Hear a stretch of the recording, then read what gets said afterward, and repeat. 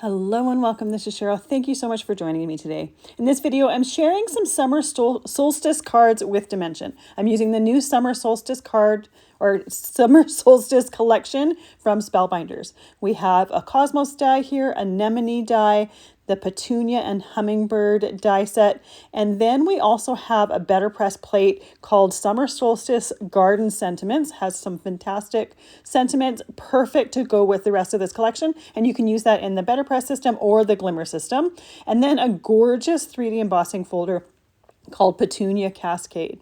So I'm going to start off with doing my sentiments, and I'm doing them today in my BetterPress system. I'm going to do some heat embossed gold sentiments for all my cards. And I love that this set has one press plate and one cutting die. So it means you can do a bunch of sentiments all at one time. I'm just working on some Hammermill Cardstock here. I have it taped to the clear plate on my BetterPress system. I did use some embossing powder tool so that when I go to put my embossing powder on my cardstock, it's only going to stick to the parts that have the embossing ink. I've inked my plate with the VersaMark ink, put the clear top onto the base, and then run it through my Platinum 6 machine to press that embossing ink onto my cardstock.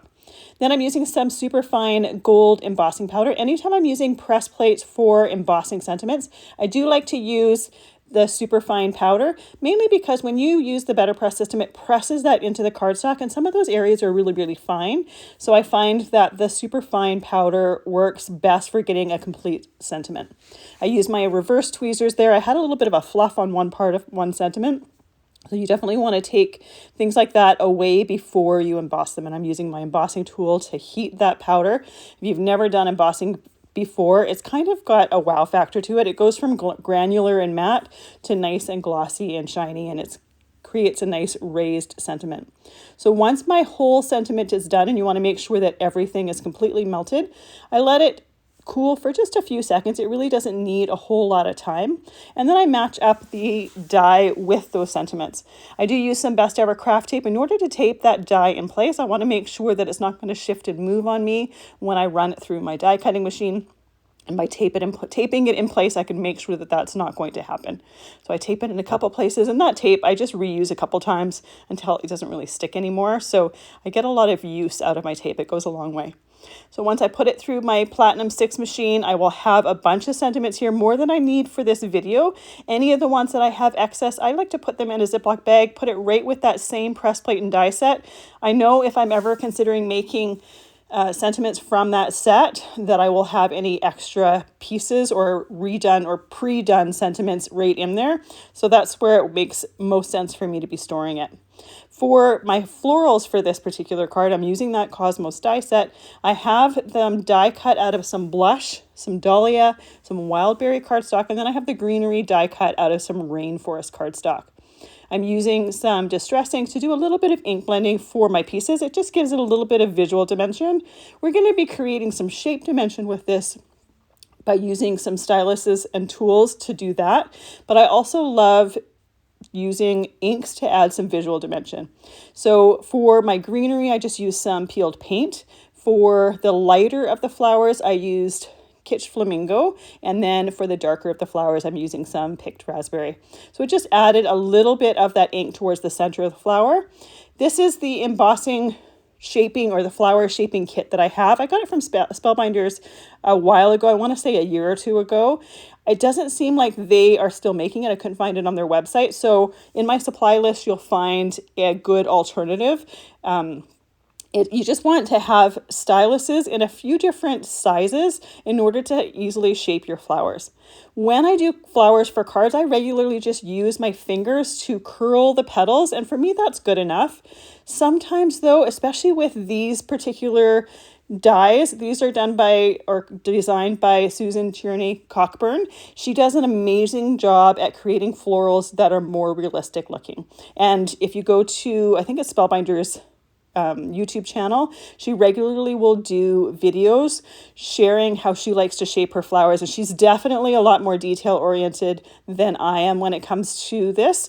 So I do like to use a stylus on my florals sometimes because it creates more of a cup shape than just a curve from that petal. So it's a little bit different than just using your fingers. I do my fingers often because it's nice and quick and easy and I like the look of it.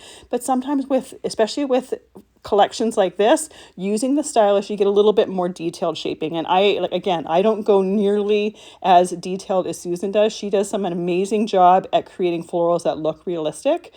I like to just create ones that have some shape to them. So because these florals have shape to them, these would be cards that I would generally just hand to someone. I wouldn't put them in an envelope because that envelope is going to crush them unless you have a bubble envelope. But even my third card, you're going to see it has a ton of dimension to it, and that would be it would still get crushed in a bubble envelope, but I'll show you that when we get to that. This collection would also be fantastic for doing home decor, putting in, say, a shadow box, so you can have all that dimension from the florals and have it protected within a shadow box frame. So for my florals, I use the larger of the balls from the styluses. For the centerpieces, there's some little teeny tiny star kind of shapes that go on the ends of the starburst pieces for the centers of the flowers. I use the tiniest of the styluses. There's not even really an area to kind of do a circular motion with the stylus, so I basically press it down onto that foam pad just to get that dimension to it. Then when I glue my florals together, I like to offset the petals so that it fills up and creates a full flower. I'm only doing one layer, like I'm doing 2 pieces and 1 layer. You could make it fuller if you want. You could die cut these pieces more than this if you wanted your flower to be a little bit fuller, but because I'm using it on the front of cards, I don't necessarily want that. So I put the starburst piece on the inside of the flower and then set them aside to dry. Once I have these on the base of my card, then I will add those little teeny tiny star pieces and then set that aside to completely dry. For the background of my card, I'm using the Soaring embossing folder. This one has some type text to the back, but it also has some birds flying. It's from a collection within the last couple months from Dina Wakley, and it's a really cool embossing folder that just creates some really great texture to a background. So I put that through my embossing or my die cutting machine using the 3D embossing stacking for the machine, and then I use that peeled paint distressed pad and just did a little bit of light blending towards the center of that piece. I'm really, with that blending, I'm just adding a little bit of background color. I'm bringing out that dimension from that embossing, but I don't necessarily want it over the entire thing. I die cut or I trim that down to 4 inches by 5 1/4 inches. And then I have a piece of Dahlia cardstock here that I trimmed to 4 1/8 by 5 3/8. So I have a really, really tiny mat around my emboss piece, and it's the shade of the medium tone of the flower, so it coordinates perfectly with the flowers. I'm gluing those to the card base using some Barely Art glue in a fine line bottle. And this glue in the fine line bottle makes it really easy to do large areas like the bases of cards or small pieces towards like the small die cuts, gluing them together. So I use it for pretty much everything. Before gluing my florals to my card, I do use my stylus and press the center of the flower against the palm of my hand to really cup the flowers just to get a little bit more dimension out of them. It's a step that you don't necessarily need to do if you don't want to, but I do like to do it because it just gives it a little bit more dimension. Now, I don't put anything behind my flowers. You could, if you wanted, to put some foam pop dots to support them on the cards, but because I don't plan on putting these in envelopes, I don't plan for them to get flattened, so I don't do that. But if you feel like you want that support, foam pop dots are a great way to do that. Before gluing my flowers down, I had put my flowers on top of my acrylic block, and I had an idea exactly where they were going to go on my card base. So I put my greenery around the outside of those edges. Because I'm using that liquid glue, when I go to put my florals down, I can move those greenery pieces if I need to, because that glue isn't going to be dry quite yet, but I want them just in a good area behind those florals and to make sure that I see them on the outside of the florals, but that they are glued down beneath the florals, because some of those pieces are quite long, or the stems are quite long. While I have my florals drying on my card base, I put a dot of glue at the end of each of the tips of the starburst in the center of the florals. And then I'm just putting those little star pieces on the dots of glue that I have there. I'm using my reverse tweezers to do this. It helps to just pick up that piece and place it in the glue. Now, sometimes I do struggle because I get a little bit of glue on my reverse tweezers and it really wants to just stick to that die cut rather than having that die cut stick on the dot of glue. So always a great idea to keep wiping them off regularly to make sure to get that glue off. So I'm doing each one of those flowers individually. I don't want the dots of glue at the tips of those starburst pieces to start drying. I want to make sure that that glue is nice and fresh. And then I am placing that little star piece on there. To add a little bit of extra sparkle, once I have all of my little star pieces on there, I'm going to add a dot of stickles and then just let that completely dry. And that's a step that you don't necessarily need to add. I like to do it because it just adds a little bit of sparkle to an area on the flower, and it just kind of catches the light when you tilt the card into the light. But like I said, you could leave those card or those little tiny stars as they are, leave them all alone. But I just like the stickles on there. I like the addition of that little bit of glitter. If you've never used stickles before, it's a glitter glue with a really fine tip, so you can get as little as just a dot in these areas. Again, there's a whole lot of texture to this card because of that paper shaping and because of these tiny little stars on the starburst on the inside. So there's already a lot of dimension. I don't do it for dimension. I do it for that little bit of a different texture. So I do it often with my florals where I put stickles in the centers of them just because I love the way that it looks, but it's a personal preference thing. If you don't necessarily like that or you don't want an area of it to sparkle, then you absolutely can leave that step off. But again, it's just just something that I like to do just to add that little bit of different texture. So my next card, I'm going to use the Anemone die set. I have everything already die cut, ready to go in my craft stacks. Always best to have a little bit more control when taking things out of your craft stacks rather than the way that everything just fell out of them there for me, but that's okay. I always love having everything nice and organized within one container. So I have my pieces die cut out of some Orchid, Mulberry, and Violet cardstock. And then for the black part of the centers, I have some Raven cardstock. So I use my styluses for this one as well to shape them, but then I just used my fingers to kind of create a little bit of a crease in the center of the flower. If you look at the front of the die package, that's kind of how those flowers were shaped a little bit. Again, I did it for the first one. I don't really necessarily do it for the other ones because when you die cut these particular shapes, the details are actually kind of slits put into the die cut itself. And it's harder to shape that flower, harder to fold it in half. So I just did it for the first one just to see if I liked it, but I didn't really notice much difference in that flower shaping. For the inside parts of the flower, I have 2 of each of these pieces. I use my styluses to create kind of a cup with them to shape them. One of them is going to be smaller than the other because I'm going to glue it right inside the other. And I do that offset as well to make sure that it just looks a little bit fuller in the center there. You can't actually see much when I'm shaping it on the foam mat because the die cut is black as well as that foam mat is black.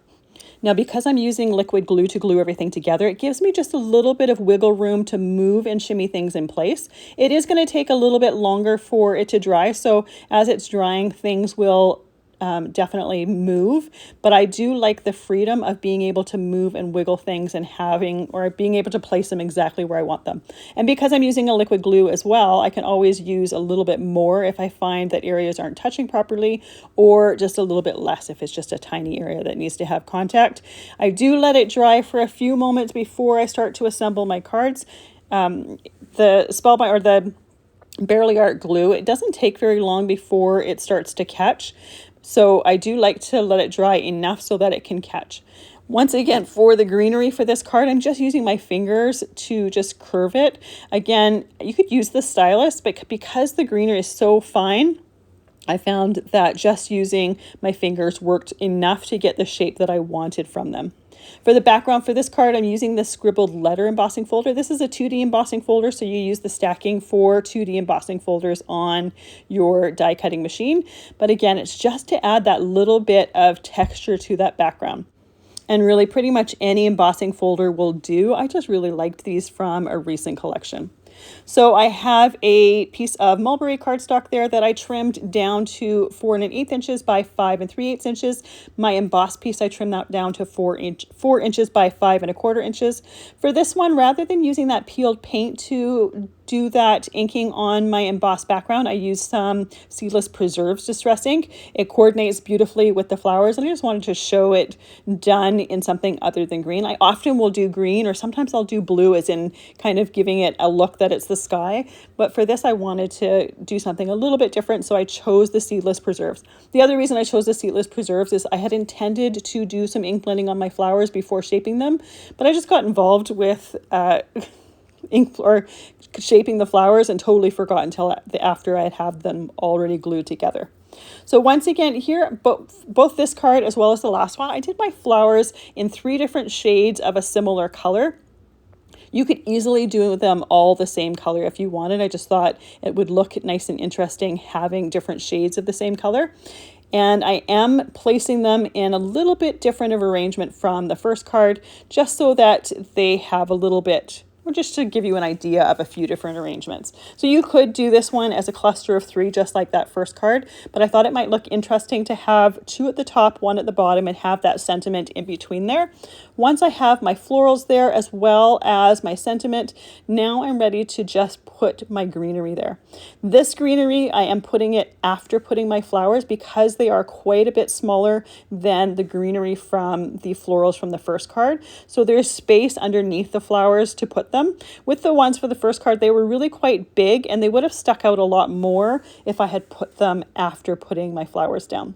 When I'm putting the greenery down, I typically will put the larger ones down first, and then I'll use the smaller ones just as kind of filler pieces. Sometimes I'll overlap a couple of the smaller ones.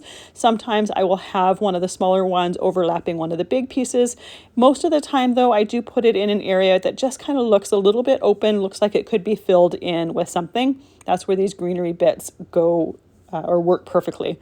They're also a great way to use up some cardstock scraps because of the fact that it takes up a little tiny area. It doesn't need a big piece of cardstock. You could also use multiple shades of green, just like I use multiple shades of purple for my flowers. Just like my last one, I'm putting a little dot of stickles on the ends of the little stamen or the inside pieces from the flower. Once again, just to add that little bit of texture, that little bit of sparkle. It's another piece or another step that you can eliminate if you don't necessarily like that look. It's one that I personally do like. So for my third card, I'm going to use that Petunia and Hummingbird die set. I have my pieces die cut out of some pink sand, which is a retired Spellbinders cardstock color. I wanted to use some up, and I also knew I was going to do some ink blending with some Seedless Preserves on there, so we're really only seeing the outside pit. Obviously, you can do any shade of cardstock that you want. These flowers come in a few different colors, so it's nice to be able to pick and choose what colors you want to do them in based on what look you're going for, what looks you prefer. For my leaves, I have them die cut out of some Rainforest Cardstock, and I just did my ink blending with some peeled paint. Now for my hummingbird here, I thought it would be fun to use some interference inks just to get that interference shimmer on there, because hummingbirds themselves have a little bit of interference shimmer on their feathers. I thought it would be a great way to incorporate just a little bit of a different texture as well as that bit of shimmer. So I'm using some Summer Garden and some Sapphire Gold. I put the Summer Garden on the belly of the hummingbird, and I have put the Sapphire Gold on the back and the wings. Now, I had that die cut out of some Rainforest Cardstock. If you wanted, you could die cut it out of white cardstock and then do the ink blending. It would have a little bit different look than it did for what I did with this particular one, but that's also an option. For my flowers, I'm using the larger of my styluses on the back side of the cardstock and doing some shaping where there's a scallop that bumps out on around the edge. And then I flip it over and I use the smaller size of the stylus and do all of the areas where there's an indent, just to create kind of a little bit of a ruffle around the outside of the flower. Once I glue the V together, I use some sewing clips just to hold that piece together so that I'm not holding it while it's drying. I can work on shaping my next flower, and I'm doing my shaping of my flowers all exactly the same way. I use the largest of the stylus on the back side, right where there's a bump out of the scallop, then the next size down, right where there's an indent of the scallop. going in a circular motion around the edge and then just kind of drawing a line towards the center of the flower. Again, I'm trying to get some ripples and some ridges, and just shaping it kind of to look more like a petunia. So I do the same thing for all 3 flowers, and I'm using the same glue. I'm using the Barely Art glue, and for all of them, anytime I am gluing that little V together, I use my sewing clips to hold that V together. When you glue it together, one end has the tip of a little notch or a little kind of a V. It's not an indent, it goes out, and the other side has the same thing, but just a little bit in, probably about 1/8 of an inch, that I join together and have those matching up. Once I have those together into the side, I can shape my leaves. I'm using one of the larger styluses for the bigger leaves and one of the smaller ones for the smaller leaves. And just like before, you could do this with your fingers. When you do it with your fingers, you get kind of more of a curled look. When you do it with a stylus, you get more of a cup look. Now, I wanted to emphasize the middle vein on those leaves. So after I did that stylus shaping to create the cup look, I'm just using my fingernail to kind of crease the V inside the center of that leaf. You could also use the tool I just showed as part of the set from Spellbinders that creates that indent for the leaf. But a die pick or your fingernail just kind of creasing that would also work. So once I have that done, I'm ready to put the centers of the flower. So there's a little star piece there. Now, I only put glue on the back part or the center part of the star piece. Definitely better to put some on the little petal pieces that come up, because my petunia piece here is more of a cup shape or a cone shape, because of the way it fits together. And that center of the flower is more of a little cup, a rounded cup shape. By only putting the glue on the center part of that black piece, it didn't really hit the flower itself. So you'll see as I'm putting them together that they move a little bit. So I did go back, and I did this off screen, and took my glue and put it on the little petal pieces of that black piece to make sure that it had contact with the flower so it wasn't going to go anywhere. There's also a little center part that goes to this flower that's kind of a little bit of a fringe. I use my reverse tweezers to hold the end of it, put some glue along the bottom line, and then just kind of twist it, and then use those reverse tweezers to hold those pieces together while they're drying. Again, you could hold this with your fingers if you want, but it definitely works a lot easier to hold it with your tweezers and let it just sit and dry for a few moments while you're working on something else. So this is where I noticed that the glue, just because I had it on the rounded cup, it wasn't going and reaching the bottom part or the center part of that cone. So you definitely want to make sure to have some glue on the petal parts of that. Let that completely dry, and then while that's drying, I'm working on the background of my card. So I'm using the Petunia Cascade 3D embossing folder. I thought the Petunia die cut worked well with that Petunia Cascade embossed background. So I have some Hammermill cardstock here that I'm just easily embossing, and then I'm going to use my ink blending tools just to really lightly color those flowers. You could leave them white as they are, but they're just so pretty. I thought adding a little bit of color to them was the perfect way to just blend my die cuts with that embossed background. So my pink mat there is trimmed to 4 1/8 by 5 3/8. My white embossed piece there is trimmed to 4 inches by 5 1/4 inches. Now, in order to have my pink piece here coordinate nicely with both my ink blending on my background as well as the ink blending on the flowers, I'm using that same Seedless Preserves pad to just do some light ink blending around the outside. I'm not really worried about it being completely perfect and completely even. One of the things that I like about ink blending is having it not be perfect. I like some areas that are a little bit darker and some that are a little bit lighter. To me, it just looks a little bit more interesting.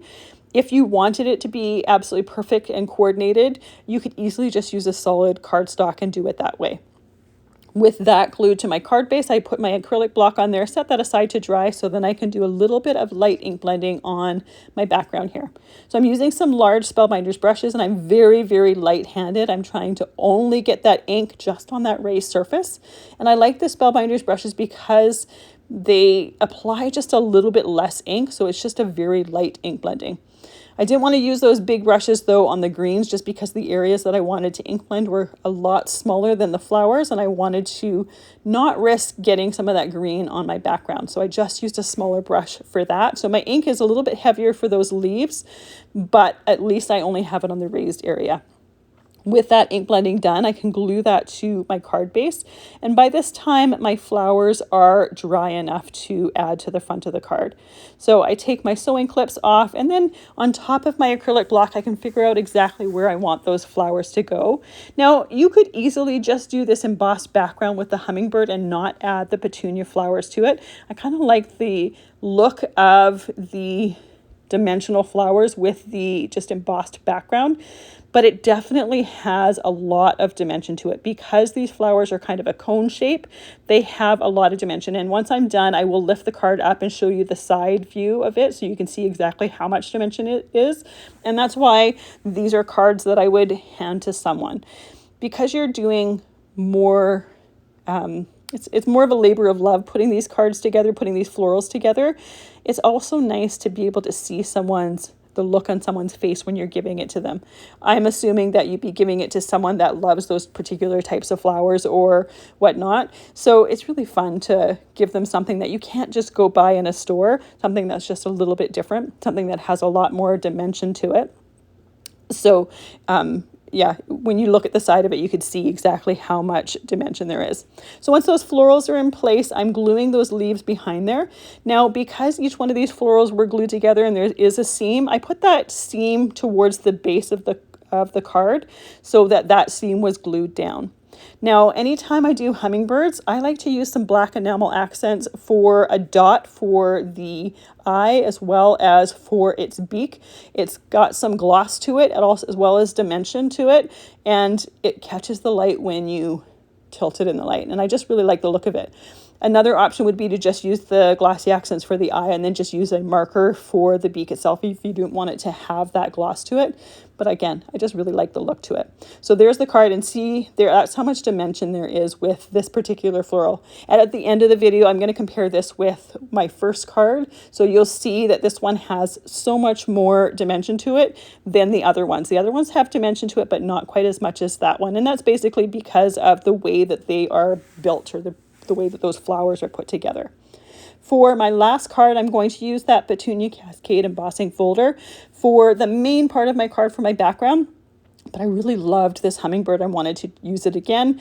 I didn't want to use the exact same colors as last time though, so I have it die cut out of some Rainforest Cardstock. This time I used Summer Garden on the belly, and I used Warm Chestnut on the back. Now, for this particular card, I had kind of envisioned a garden kind of at night in the moonlight. So you see the flowers, you see a little bit of shimmer from stars in the sky. It's a lot darker than my third card because of the technique used for the background. The hummingbird itself kind of blends a little bit more into that background. If you wanted it to stick out a little bit more, what I would do would be to swap the hummingbirds from card 3 and card 4, and you'll see what I mean when I get to the end of it. So for this one, I'm doing the blackout technique, except for the fact that I'm not using black ink to ink the background of my embossed piece. I'm using some chipped sapphire distress ink. Again, I wanted it to look like night, but I didn't want it so dark that it was black. So by doing a dark blue, a nice navy blue, I get that look, but it's not quite as dark. So you want to do this as many times as you need to get a clear inking on your background. Most of the time for me, 3 tends to be that magic number. Sometimes I have to put it through a 4th time, especially if there's a certain area that doesn't want to ink. Sometimes after doing it a 2nd time, I have the background that I'm looking for the look that I'm going for. Now, I did tape this piece of cardstock into my embossing folder before doing this technique because I wanted to make sure that I didn't have to worry about that moving around in any way. I want to make sure it was nice and secure. So when I do that, I try to make sure that that tape is in an area that I'm going to be trimming off anyways. So when I did my embossing, I did a full quarter sheet. So it was 4 1/4 by 5 1/2 inches. I'm trimming it now down to 4 inches by 5 1/4 inches. And then I'm going to take my distress inks and I'm going to ink blend those areas.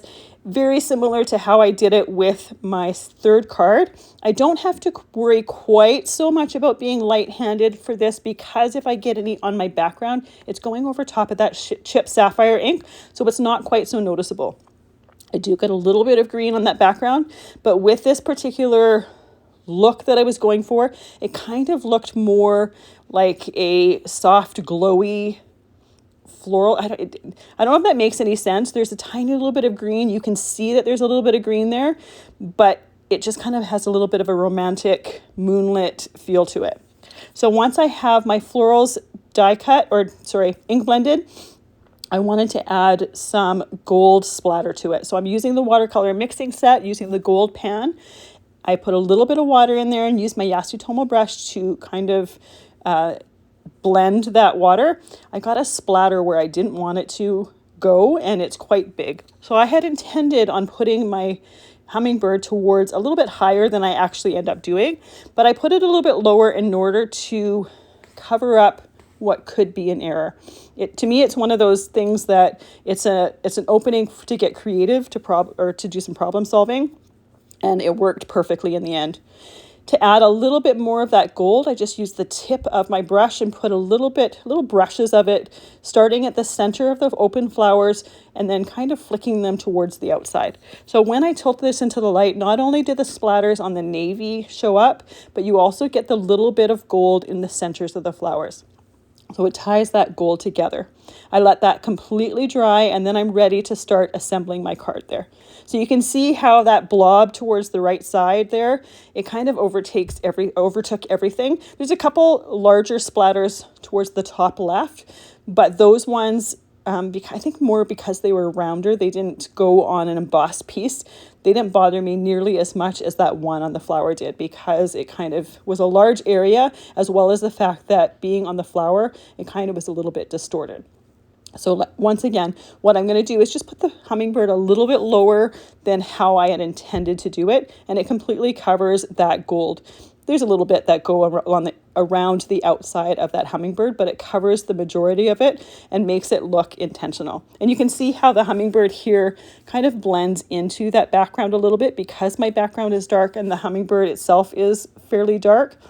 So again, if you wanted it to show up a little bit more, what I would do is do the inking that I did for the third card so that that hummingbird is just a little bit brighter. I glued on my sentiment, put on that same black enamel accents that I used on my third card, and then let them completely dry. And you can see how gorgeous this looks once you tilt it. That gold really catches the light, and you also get the shimmer from that hummingbird, and I think it looks fantastic. Now I kept that sentiment, the bright white, with the gold embossing on there. The gold ties in with the gold on the background. If you wanted, you could do some ink blending on that with either the green or with the color of the petunias if you wanted it to blend in a little bit, or if you wanted to blend it a little bit and not be quite so stark on there. But I really quite like the stark sentiment on there. Then we have the third card there with the really dimensional petunia die cuts. And then we have our anemones, and you can see how just adding or just changing the layout a little bit, just changes up the cards. So even you could use the same flowers, but just change up the layout a little bit and change up the embossing folder in the background, and it changes it up. So here's that first card. You can see there is dimension to it, but not nearly as much as you have from that third card. So that third one, there's a lot more dimension for those florals, but still it's a great way to just have a card that has some wow factor to it. Thank you so much for joining me today. I really appreciate all the time that you spent with me. I hope you have a fantastic day.